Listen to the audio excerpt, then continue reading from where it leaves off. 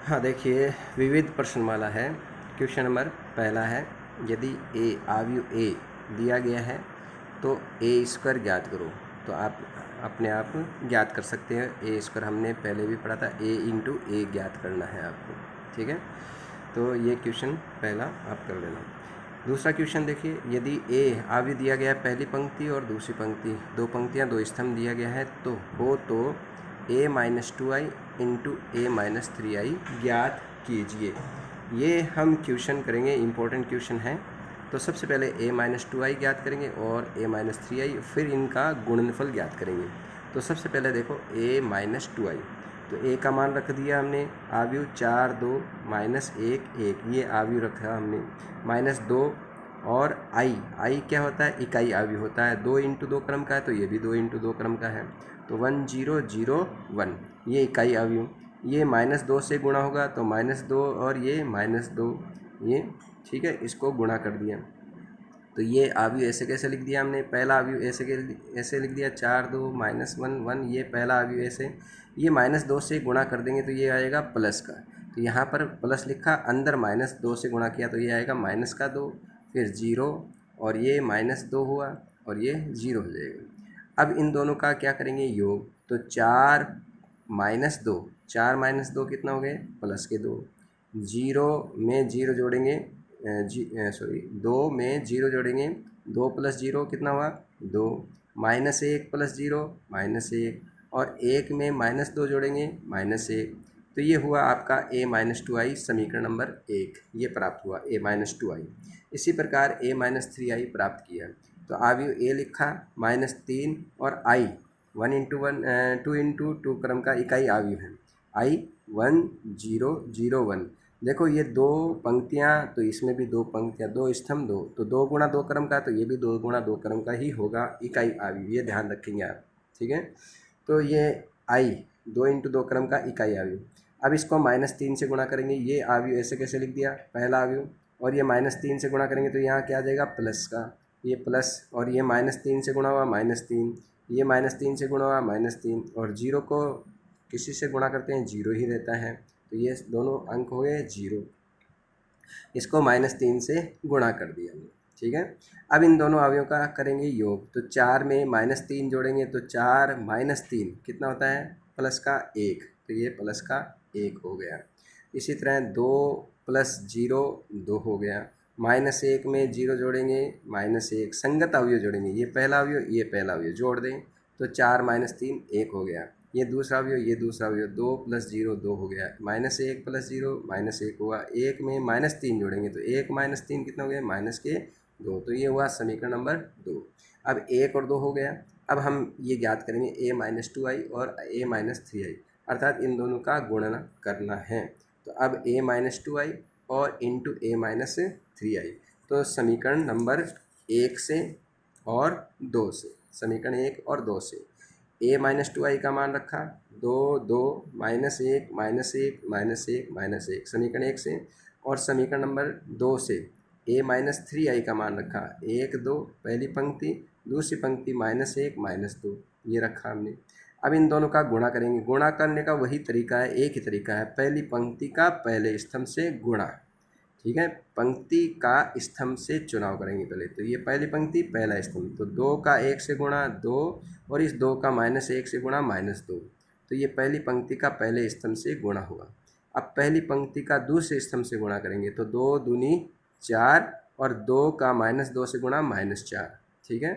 अब दूसरी पंक्ति का नंबर हुआ तो दूसरी पंक्ति का पहले स्तंभ से गुणा, तो माइनस 1 का 1 से गुणा माइनस 1, और इस माइनस 1 का माइनस 1 से गुणा प्लस 1, ठीक है, माइनस गुणा माइनस प्लस 1 हुआ। तो दूसरी पंक्ति पहला स्तंभ गुणा हुआ। अब दूसरी पंक्ति दूसरा स्तंभ, तो माइनस 1 का 2 से गुणा माइनस 2, और माइनस 1 का गुणा माइनस 2 से प्लस 2, ठीक है। तो इस प्रकार से 2 माइनस 2 क्या हुआ, 0, 4 माइनस 4 क्या हुआ, 0, और माइनस 1 प्लस 1 कितना हुआ, 0, और माइनस 2 प्लस 2 कितना हुआ, 0। तो ये 2 इंटू 2 क्रम का शून्य अवयव है, तो इसको हम कैपिटल शून्य लिख सकते हैं। कैपिटल शून्य का मतलब शून्य अवयव होता है, 0 नहीं है, ये एक शून्य अवयव है, किस क्रम का, 2 इंटू 2 क्रम का, तो ये एक शून्य अवयव है। तो ये इसलिए इम्पोर्टेंट है a minus 2i a minus 3i का मान जो आ रहा है एक शून्य आव्यूह आ रहा है, इसलिए ये एक प्रश्न थोड़ा सा इम्पोर्टेंट है, 2 नंबर का प्रश्न आ सकता है। इस चैप्टर से 3 क्वेश्चन आते हैं, 2 1-1 नंबर के आते हैं और एक आता है आपके 2 नंबर का। तो ये 2 नंबर का क्वेश्चन आपके आ सकता है, ठीक है। अब क्वेश्चन नंबर आपके है तीसरा। तो तीसरा ये आप स्वयं कर लेना। आव्यूह ए दिया गया है, आव्यूह बी दिया गया है और ए गुणा बी आपको ज्ञात करना है। तो ए गुणा बी ज्ञात। हाँ, तो देखिए क्वेश्चन नंबर 4 देखिए, इम्पोर्टेंट है, 1 नंबर का क्वेश्चन आ सकता है ये। ए आव्यूह दिया गया है, बी आव्यूह दिया गया है, ठीक है, माइनस आयोटा 0, ठीक है। आयोटा आपको पता ही है, आयोटा √-1 होता है, इकाई का घनमूल है, वर्गमूल है इकाई का, ठीक है। -1 का वर्गमूल, -1 का वर्गमूल आयोटा, ठीक है। तो √-1 इक्वल टू आयोटा होता है। तो ये पहला आव्यूह दिया गया है, ये दूसरा आव्यूह दिया गया है। बी गुणा ए ज्ञात करना है, ए भी नहीं, बी गुणा ए ज्ञात करना है। तो देखिए बी गुणा ए, ये आव्यूह पहले बी लिखेंगे हम, आव्यूह बी का मान रखा और फिर आव्यूह ए का मान रखा। गुणा वही तरीका है, पहली पंक्ति का पहले स्तंभ से गुणा। तो ये आएगा आपके 0 का माइनस आयोटा से, पहली पंक्ति पहला स्तंभ, तो 0 का माइनस आयोटा से गुणा 0 और आयोटा का 0 से गुणा 0, तो 0 + 0, ये पहली पंक्ति पहला स्तंभ हुआ। पहली पंक्ति का दूसरे स्तंभ से गुणा, 0 का 0 से गुणा 0 और आयोटा का आयोटा से गुणा आयोटा स्क्वायर हो गया।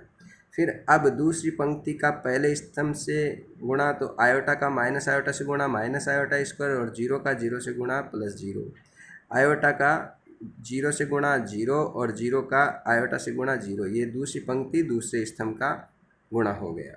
अब ये तो हुआ 0, ये आयोटा स्क्वायर का मान -1 होता है, माइनस आयोटा स्क्वायर का मान +1 हो जाएगा और ये 0 हो गया, ठीक है। आयोटा स्क्वायर का मान अगर -1 है तो माइनस आयोटा स्क्वायर का मान हो जाएगा +1, ठीक है। तो ये +1, तो ये हुआ आपका बी गुणा ए ज्ञात हुआ। तो 1 नंबर का प्रश्न आ सकता है ये प्रश्न, ठीक है। क्वेश्चन नंबर 5वां इस प्रकार का हम प्रश्न कर चुके हैं, तो ये प्रश्न भी आप कर लेना। a - b ये आव्यूह दिया गया, इसको समीकरण 1 लिखेंगे और a + b या आव्यूह समीकरण नंबर 2, ऐसा प्रश्न हम एग्जाम्पल कर चुके हैं। तो समीकरण 1 और 2 को जोड़ेंगे तो b और b कैंसिल, a और a कितना होगा 2a और इन आव्यूहों का योग हो जाएगा। 2a बराबर आव्यूहों का योग, फिर 2 का भाग लगा देंगे, एक a आव्यूह आ जाएगा और समीकरण 1 में से समीकरण नंबर 2 में से 1 घटाएंगे तो 2b का मान आ जाएगा, ठीक है।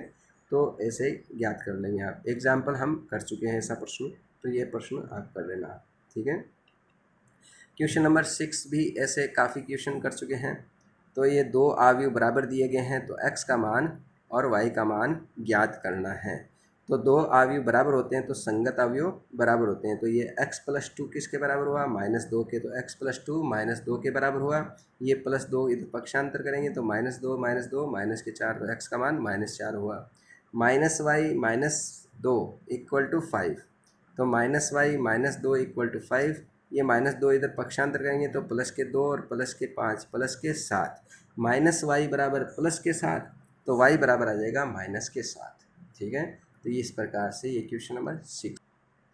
क्वेश्चन नंबर देखो 7वां इम्पोर्टेंट क्वेश्चन है, 1 नंबर का प्रश्न आ सकता है।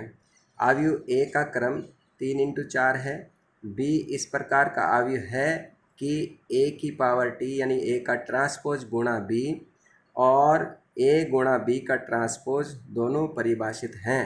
तो b का क्रम लिखिए, b का क्रम आपको बताना है, 1 नंबर का प्रश्न आ सकता है।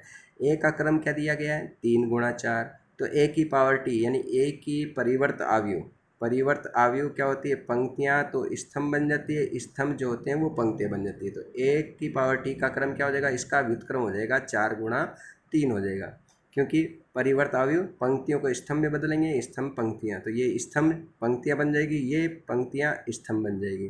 तो a⁻t का क्रम 4 × 3 है।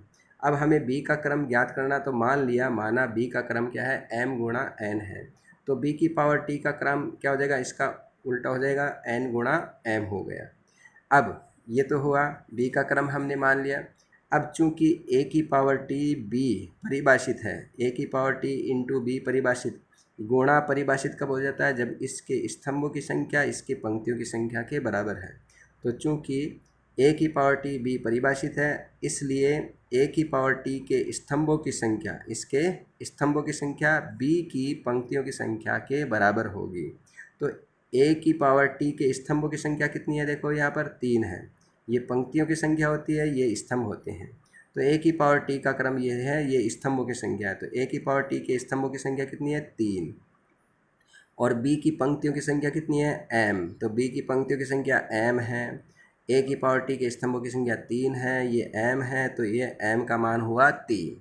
ठीक है, समझ में आया? ए की पावर टी गुणा बी अगर परिभाषित है तो पहले आव्यूह के स्तंभ की संख्या दूसरे आव्यूह के पंक्तियों की संख्या के बराबर होती है। तो पहला आव्यूह ये स्तंभों की संख्या और दूसरा आव्यूह इसकी पंक्तियों की संख्या के बराबर है। तो बी की पंक्तियाँ हैं m और इसके स्तंभ कितने हैं? 3 हैं। तो इसके स्तंभ की संख्या 3 और बी की पंक्तियों की संख्या m है, तो m का मान 3 हुआ।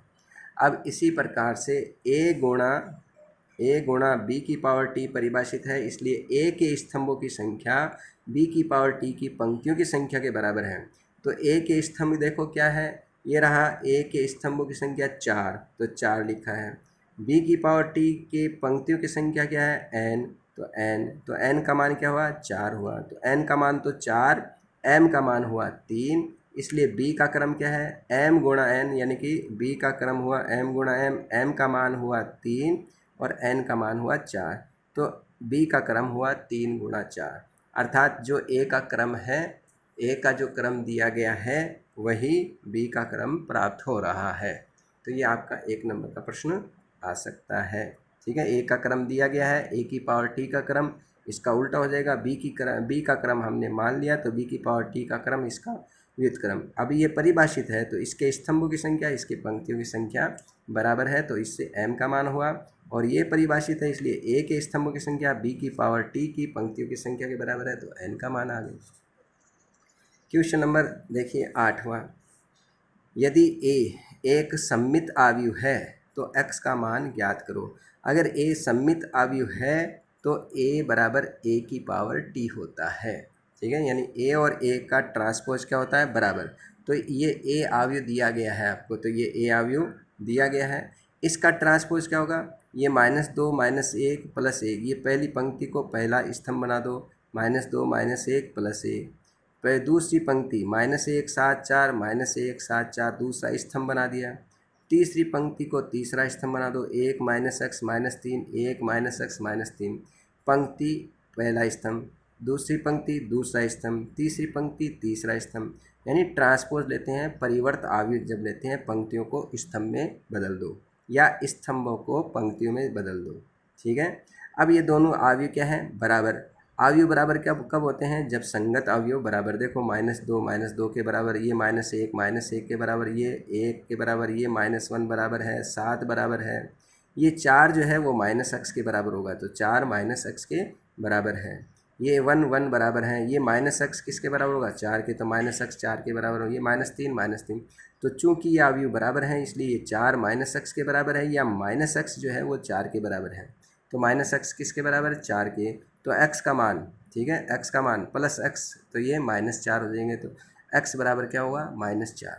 तो x का मान हुआ -4। ठीक है, 1 नंबर का प्रश्न आ सकता है। ये इस प्रकार के 1 नंबर के प्रश्न आते हैं। क्वेश्चन नंबर 9वां, इस प्रकार भी क्वेश्चन हम कर चुके हैं। तो एक 3x3 क्रम का आव्यूह BIJ, वहाँ पर हमने क्वेश्चन किए थे AIJ के रूप में, यहाँ पर BIJ के रूप में है। तो i का मान 1 रखते हैं, j का मान 1 रखते हैं, तो B11 बनता है। ठीक है, तो वहाँ A11 A12 इस रूप में बने थे, यहाँ पर B11 B12 इस रूप में बनेंगे। इसके B बराबर BIJ, 3x3 क्रम का मतलब 3 तो पंक्तियाँ 3 स्तंभ, ये ज्ञात करना है। B आव्यूह ज्ञात करना है, जिनके आव्यूह जो है ये सूत्र दिया गया है, BIJ जो है वो किसके बराबर है? I गुणा j के बराबर है। BIJ का मान I गुणा j के बराबर है, तो ये इसका मान निकालेंगे। तो देखिए, चूँकि B बराबर दिया गया BIJ, 3x3 क्रम का आव्यूह दिया गया है, इसलिए 3 तो पंक्तियाँ होगी, पहली पंक्ति दूसरी पंक्ति तीसरी पंक्ति और 3 ही स्तंभ होंगे। तो I का मान 1, j का मान 1, तो पहली पंक्ति के आव्यूह हुए B11 B12 B13। दूसरी पंक्ति I का मान 2 रखेंगे, जे का मान 1 2 3 रखेंगे तो B21 B22 B23, और इसी तरह तीसरी पंक्ति के अवयव B31 B32 B33। ठीक है, तो ये अब इसमें B11 B12 इनके मान ज्ञात करेंगे और यहाँ पर रखेंगे, तो ये आपके आ जाएगा। तो ये आपको दिया गया है सूत्र BIJ का सूत्र दिया है, तो BIJ बराबर क्या है I गुणा J। तो सबसे पहले हम B11 का मान रखेंगे, I का मान 1 J का मान 1 रखा तो B11, यानी कि इधर भी I का मान 1 रखो, J का मान 1 रखेंगे तो 1 × 1 अर्थात 1, 1 और 1 का गुणा 1 होता है। B12 का मान निकालना है, यानी I का मान 1 और J का मान 2 रखेंगे तो ये 1 गुणा 2 हुआ। ठीक है, B12 I का मान 1 रखा, J का मान 2 रखा, तो इधर भी I का मान 1 और J का मान 2 रखो तो 1 गुणा 2 2 हो गया। B13 I का मान 1 J का मान 3, तो 1 गुणा 3 हो गया, तो यानी 3 हो गया। इसी तरह B21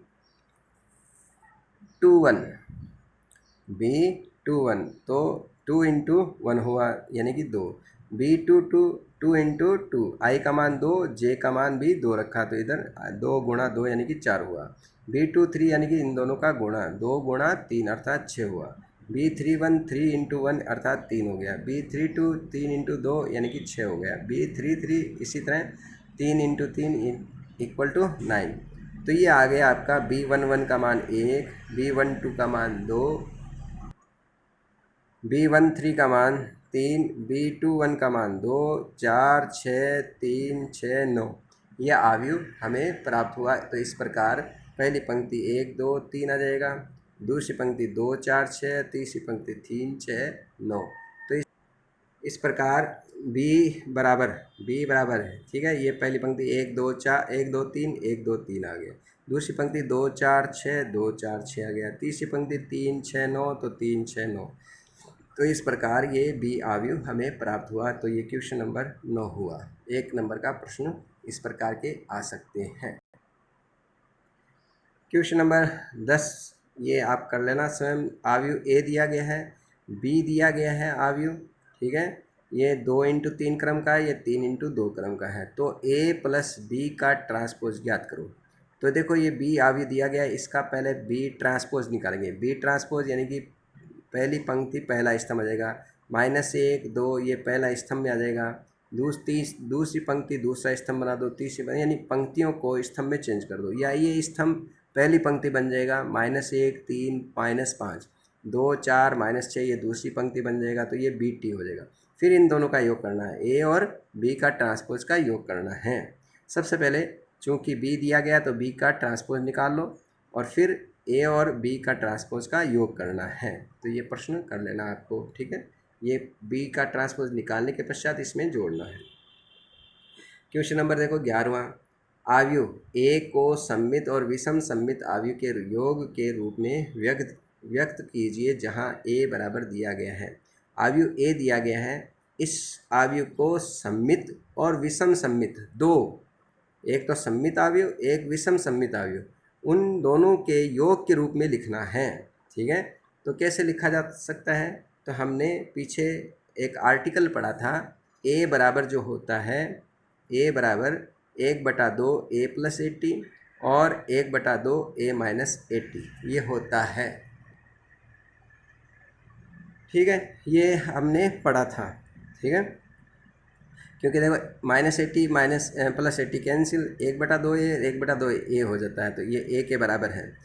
ये हम सिद्ध कर चुके हैं A+A⁴ एक सममित होता है, सममित अवयव होता है। ये हम अभी आगे प्रश्न है उसमें भी सिद्ध करेंगे हम कि A + A⁴ सममित होता है, A - A⁴ सममित होता है। तो A+A⁴ सममित होता है तो 1/2 A + A⁴ भी सममित होगा, और ये विषम सममित है तो ये भी विषम सममित है। इसको हमने मान लिया B अवयव और इसको हमने मान लिया C अवयव, तो B सममित हुआ और C क्या है? विषम सममित है। तो B ये हमने मान लिया सममित अवयव है और C क्या है? विषम सममित है। हम सिद्ध भी करेंगे B सममित है और C विषम सममित है। तो ये हो जाएगा A जो है वो सममित और विषम सममित के योग के रूप में व्यक्त हो जाएगा। तो B का मान ज्ञात करेंगे अर्थात 1/2 A + 80 ज्ञात करेंगे और C का मान निकालेंगे 1/2 A - 80।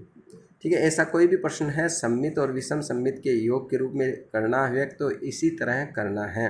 बी सममित होगा, जो कि ये है, बी का मान ये है और ये सममित ही होता है, तो ये तो सममित हुआ, और सी का मान ये है, ये विषम सममित, तो ये सममित और विषम सममित, और ये क्या कर रहे हैं, योग, तो सममित और विषम सममित के योग के रूप में हम व्यक्त करेंगे ऐसे। तो बी का मान निकालेंगे सबसे पहले, तो बी आव्यूह ज्ञात करेंगे कैसे, 1/2 a प्लस AT, 1/2 तो बाहर, कोष्टक ए आव्यूह ए है 6 2 पहली पंक्ति, दूसरी पंक्ति 5 4, 6 2 पहली पंक्ति 5 4, ये ए आव्यूह यहाँ पर मान रखा।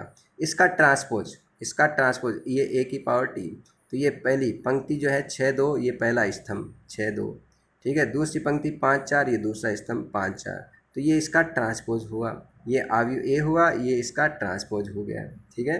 अब इन दोनों का क्या करना है, योग, तो योग करेंगे तो 6 और 6 12, 2 और 5 कितने हो गए 7, 5 और 2 कितने हो गए 7, 4 और 4 कितने हो गए 8, ठीक है। पहला अवयव जोड़ दो, इसका दूसरा अवयव जोड़ दिया, ठीक है, ये हमने योग कर दिया। अब ये 2 का भाग लगाएंगे तो 2 का भाग 12 में लगाया 6, 2 का भाग 7 में 7/2, 2 का भाग 7 में 7/2, 2 का भाग 4 में 2 का भाग 8 में 4 आ जाएगा, ठीक है। तो 2 का भाग इनके प्रत्येक अवयव में लगाने पर ये समीकरण नंबर 1 हमें प्राप्त हुआ।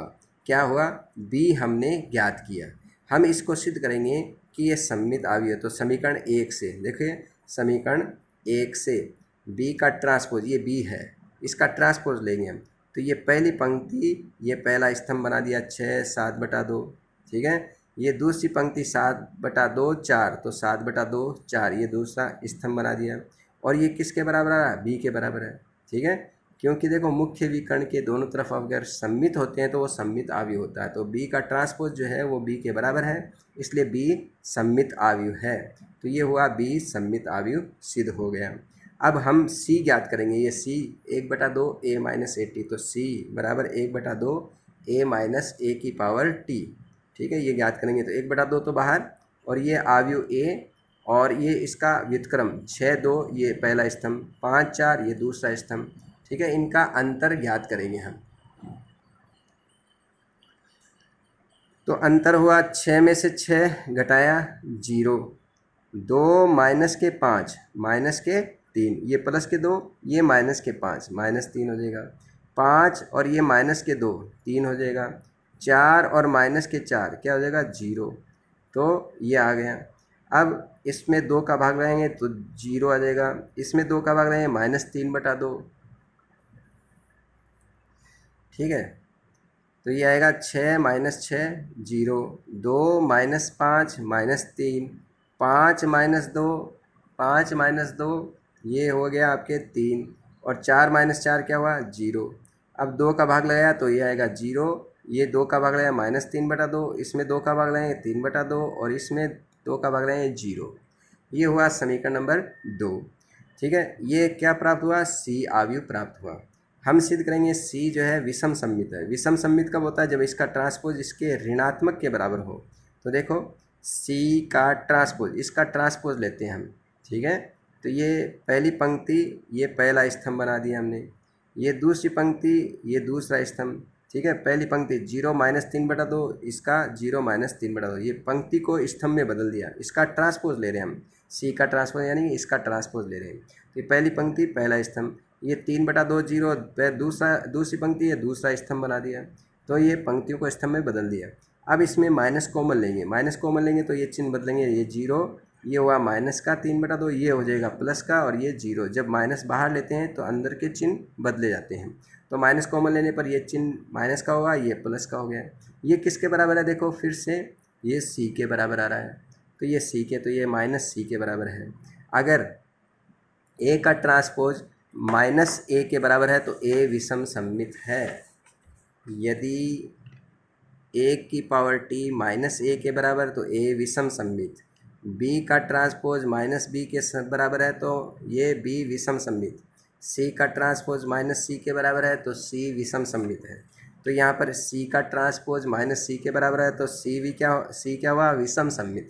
सी यानी कि ए माइनस ए की पावर टी 1/2 a माइनस ए की पावर टी एक विषम सममित है। तो ये हुआ विषम सममित। तो हमने सिद्ध कर दिया ये तो सममित है और ये विषम सममित है। और a बराबर क्या है? a बराबर है b प्लस सी। तो a का मान रख दिया हमने। तो ये देखो आव्यूह a, ये तो हुआ आव्यूह a, ये आव्यूह b, ये रहा b। b का मान हमने ये b बराबर ये ज्ञात किया है, ठीक है, ये b का मान। तो ये b आव्यूह हमने लिखा है। और ये समीकरण नंबर 2 से c। तो समीकरण 1 और 2 से ये b आव्यूह लिख दिया, ये c, और किसके बराबर है? ये a के, यानी b प्लस सी के रूप में है, ठीक है। तो a बराबर b प्लस सी के रूप में। तो ये आव्यूह a जो है वो सममित और विषम सममित के योग के रूप में हमने व्यक्त किया। इस प्रकार a को b प्लस सी अर्थात सममित और विषम सममित आव्यूह के योग के रूप में व्यक्त किया। इस आव्यूह a को ये आव्यूह b और ये आव्यूह c के योग के रूप में व्यक्त कर रहे हैं, अर्थात सममित और विषम सममित के योग के रूप में व्यक्त करते हैं। इन दोनों का योग करोगे पुनः ये आएगा। योग नहीं करना है आपको, केवल इस रूप में लिखना है, सममित और विषम सममित के योग के रूप में लिखना है इसको। तो इस आव्यूह a को हमने सममित और विषम सममित आव्यूह के योग के रूप में लिखा है। समझ में आ गया? तो ध्यान रखेंगे a का जो सूत्र है वो 1/2 a प्लस ए टी और 1/2 a माइनस ए टी है। इसको b मान लिया और इसको c मान लिया। बस अब इस b का मान निकाला है और इस c का मान निकाला है और b को सिद्ध किया है कि b का ट्रांसपोज जो है वो b के बराबर है, इसलिए b सममित है। और c का ट्रांसपोज जो है वो माइनस c के बराबर है, इसलिए c विषम सममित है। इसलिए ये a आव्यूह जो है b प्लस सी अर्थात सममित और विषम सममित के योग के रूप में व्यक्त होता है। क्वेश्चन नंबर 12 देखो, ये आव्यूह a दिया गया है तो ये सत्यापित करना है a का ट्रांसपोज a के बराबर होता है। a प्लस ए टी एक सममित आव्यूह है, अभी अभी हमने सिद्ध किया है a plus A T 1/2 a plus A T एक सममित है। सेम वैसे ही करना है, 1/2 a माइनस ए टी विषम सममित सिद्ध किया, सेम उसी प्रकार से a माइनस ए टी एक विषम सममित सिद्ध करेंगे। और a गुणा ए टी और 1 की पावर t गुणा a एक सममित आव्यूह है। तो कैसे सिद्ध करेंगे? सबसे पहले हम लिखेंगे a, देखो ये ज्ञात करेंगे a की पावर t, ये सिद्ध करेंगे a के बराबर ही होता है। देखो कैसे, a बराबर ये दिया गया है तो a का ट्रांसपोज क्या होता है? ये पहली पंक्ति पहला स्तंभ बना दो, ठीक है, पंक्तियों को स्तंभ में चेंज कर दो। पहली पंक्ति पहला स्तंभ बन गया 2 1 1। ये दूसरी पंक्ति -1 0 2, तो -1 0 2 दूसरा स्तंभ बना दिया हमने। तीसरी पंक्ति को तीसरे स्तंभ में लिख दिया 0 1 3, तो 0 1 3, तो ये a का ट्रांसपोज हो गया। अब इसका ट्रांसपोज लेंगे तो दोनों तरफ t लगा दो, दोनों तरफ घात t लगाएंगे तो दोनों तरफ घात t लेने पर इसकी घात t लिया है तो इसकी भी घात t, ठीक है। t का मतलब ट्रांसपोज यानी कि परिवर्त आव्यूह लेना है। तो 80 की पावर t, तो इधर भी t लगा दिया हमने। अब इस पंक्ति को ये स्तंभ बनाएंगे तो पहली पंक्ति पहला स्तंभ 2 -1 0 2 -1 0 1 0 1, दूसरी पंक्ति दूसरा स्तंभ बना दिया 1 0 1, तीसरी पंक्ति 1 2 3 तीसरा स्तंभ बना दिया। यानी पहली पंक्ति को पहला स्तंभ, दूसरी पंक्ति को दूसरा स्तंभ, तीसरी पंक्ति को तीसरा स्तंभ बना दिया। ये किसके बराबर आ रहा है? देखो पुनः a के बराबर आ रहा है, तो a के बराबर, तो ये सिद्ध हो गया कि a की ट्रांसपोज का ट्रांसपोज किसके बराबर होता है? a के बराबर होता है। ये गुणधर्म भी है, इसको हम आगे आप आव्यूह में काम उपयोग भी ले सकते हो। सेकंड प्रश्न वही a प्लस ए टी ज्ञात करना है। तो देखो ये आव्यूह a दिया गया है आपको 2, ये आव्यूह 1 दिया गया है 2 1 1 -1 0 2, तो आव्यूह 1 लिखा 2 1 1 -1 0 2 0 1 3 0 1 3, और a का ट्रांसपोज ये रहा, हमने ज्ञात किया है 2 -1 0 1 0 1 और 1 2 3, ये आव्यूह a का ट्रांसपोज। इन दोनों का क्या करना है? योग करना है। योग करेंगे तो देखो इसका पहला अवयव, इसका पहला अवयव 2 और 2 4, +1 में -1 जोड़ेंगे 0, 1 में 0 जोड़ेंगे 1, -1 + 1 0 हो गया, 0 + 0 0 हो जाएगा, 2 में 1 जोड़ने पर 3 हुआ।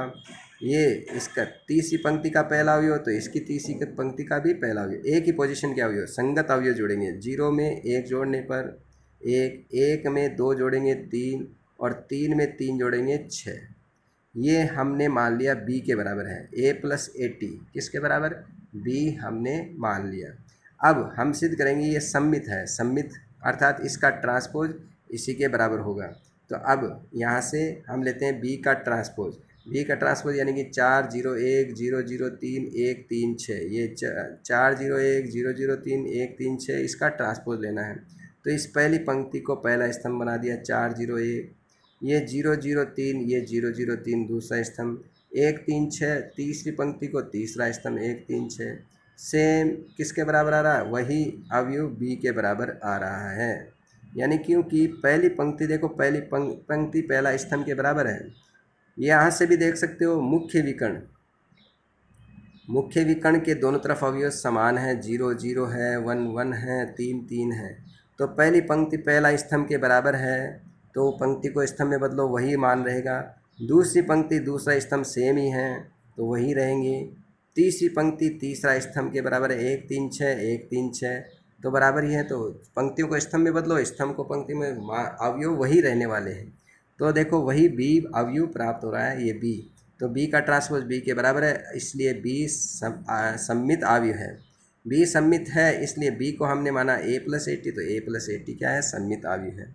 इसी प्रकार से a माइनस ए टी ज्ञात किया, तो यह अवयव a है, यह अवयव a का ट्रांसपोज ये रहा। अभी पंक्ति को, ये पहला पंक्ति, ये दूसरी पंक्ति दूसरा स्तंभ, तीसरी पंक्ति तीसरा स्तंभ, ये a का ट्रांसपोज। अब क्या करना है, अंतर करना है। तो 2 में से 2 घटाएंगे 0 1, और ये माइनस माइनस क्या होगा, प्लस का 1, ये माइनस माइनस प्लस 1 और 1 कितना हो गया 2, 1 माइनस 0 1 हो जाएगा, माइनस 1 और माइनस का 1 माइनस के 2 हो जाएंगे, 0 माइनस 0 0 हो जाएगा, 2 माइनस 1 1 हो जाएगा, 0 माइनस 1 माइनस 1 होगा, 1 माइनस 2 माइनस 1 हो जाएगा 1, और ये माइनस के 2 माइनस का 1, और 3 माइनस 3 माइनस 3 ये आ जाएगा 0। इसको हम मान लेते हैं c। इसको हमें सिद्ध करना है a माइनस ए टी को विषम सममित, तो इसका ट्रांसपोज देंगे c का ट्रांसपोज। तो c का ट्रांसपोज अर्थात इस पर पावर t लगाया हमने। तो ये पहली पंक्ति पहला स्तंभ 0 2 1, दूसरी पंक्ति दूसरा स्तंभ -2 0 1, तीसरी पंक्ति -1 0, तो -1 0, ये तीसरा स्तंभ बना दिया। अब इसमें माइनस कॉमन लेते हैं, माइनस कॉमन लेते हैं तो अंदर के चिन्ह बदलेंगे। तो ये 0, ये प्लस का 2, ये प्लस का 1 हो जाएगा, ये माइनस का 2 0 और ये प्लस 1 हो जाएगा, ये 1 माइनस 1 हो जाएगा, ये 1 माइनस 1 हो जाएगा, चिन्ह बदलेंगे, और ये 0, ये किसके बराबर है, c के बराबर। देखो 0 2 -2 0 1 -1 0, ये c के बराबर है, तो ये हुआ माइनस c। तो c का ट्रांसपोज माइनस c के बराबर है, इसलिए c क्या हुआ, विषम सममित। c विषम सममित है तो a माइनस ए टी क्या है, विषम सममित है। अब हम ज्ञात करेंगे a गुणा ए टी एक सममित है, तो ये अवयव a है और ये इसका ट्रांसपोज है, ये पहली पंक्ति पहला स्तंभ, ठीक है। ये a अवयव है तो इसका ट्रांसपोज क्या होगा, पंक्ति का स्तंभ में लिख दो, तो a ट्रांसपोज, ये पहली स्तंभ, ये -1 0 2 -1 0 2 दूसरा स्तंभ 0 1 3, ये 0 1 3, ये इसका ट्रांसपोज, ये a है, ये a का परिवर्त है, तो a का परिवर्त। अब इन दोनों को गुणा करना है, यह अवयव a, यह अवयव a की पावर t हुआ। पहली पंक्ति का पहले स्तंभ से गुणा करेंगे, 2 का 2 से गुणा 4, 1 का 1 से गुणा 1 और 1 का 1 से गुणा 1, तो ये पहली पंक्ति पहला स्तंभ, गुणा करके इनका योग करेंगे। तो इसका पहला अवयव, इसका दूसरा अवयव, इसका तीसरा अवयव, गुणा कर दो। अब पहली पंक्ति दूसरा स्तंभ, तो 2 का -1 से गुणा -2, 1 का 0 से गुणा 0, 1 का 2 से गुणा 2, तो पहली पंक्ति दूसरा स्तंभ हो गया। अब पहली पंक्ति तीसरा स्तंभ, तो 2 का 0 से गुणा 0, 1 का 1 से गुणा 1 और 1 का 3 से गुणा प्लस का 3, तो पहली पंक्ति तीसरा स्तंभ हो गया, ठीक है। तो पहली पंक्ति के एक स्तंभ से, फिर दूसरे स्तंभ से अवयव आया, फिर तीसरे स्तंभ से गुणा करके तीसरा अवयव आ गया। अब दूसरी पंक्ति के अवयव लिखेंगे हम, तो दूसरी पंक्ति को पहले स्तंभ से गुणा करेंगे, तो -1 को 2 से गुणा करेंगे -2, 0 को 1 से गुणा करेंगे 0, 2 को 1 से गुणा करेंगे 2, तो ये दूसरी पंक्ति पहला स्तंभ गुणा किया हमने, ठीक है। इसका पहला अवयव, इसका दूसरा अवयव और इसका तीसरा अवयव, गुणा कर दो, दूसरी पंक्ति पहला स्तंभ, ये आ गया। दूसरी पंक्ति दूसरा स्तंभ -1 को -1 से गुणा करेंगे 1, 0 को 0 से गुणा करेंगे +0 और 2 को 2 से गुणा करेंगे 4।